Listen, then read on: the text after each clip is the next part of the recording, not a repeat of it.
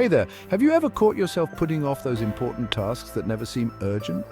You know, the ones that linger in the back of your mind, quietly reminding you they matter, but somehow they never make it to the top of your to-do list. Think about it. Updating your resume, planning your personal goals, learning that new skill you've always wanted to master. These are the things that could truly change your life for the better, yet they're so easy to push aside for another day. They're not screaming for your attention, so they get lost in the shuffle of daily demands. Let's dive into what I call the secret weapon of productivity: important but non-urgent tasks. These are the activities that, if you consistently make time for them, can transform your career, your relationships, and your personal growth.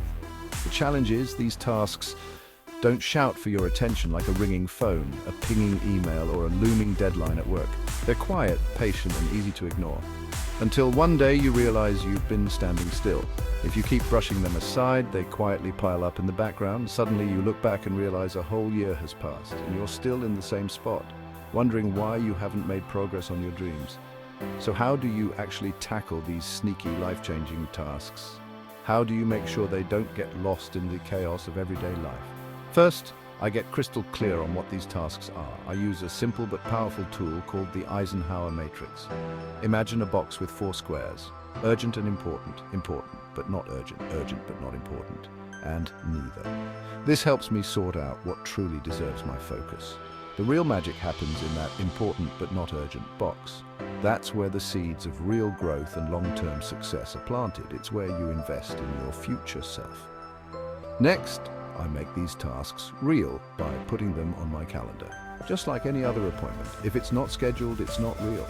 I treat these commitments with the same respect as a meeting with my boss or a doctor's appointment. For example, if I want to read 10 pages a day or work on a business idea, I don't leave it up to chance. I block out time, even if it's just 20 minutes. That small window of focused effort adds up over time. Treating these tasks like meetings with myself helps me show up. No excuses. I make it non-negotiable, just like I would for any other important commitment. Another trick: break it down. Big goals can feel overwhelming and intimidating, so I chop them into tiny, manageable steps that I can tackle one at a time.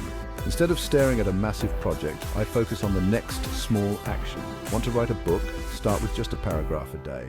That's it, 1 paragraph. Over time, those paragraphs add up to chapters. Want to learn a language? 5 new words a day is enough to get moving. It's not about making huge leaps overnight. It's about steady, consistent progress. Even if it feels slow, remember that progress stacks up. Every small step you take is a building block toward your bigger vision. Over weeks and months, those tiny actions create real momentum. You'll be amazed at how far you've come when you look back. Here's the tough part: saying no to distractions. It's so easy to get pulled into social media, emails, or endless scrolling. But these things eat up the precious time you could be using to work on your important goals.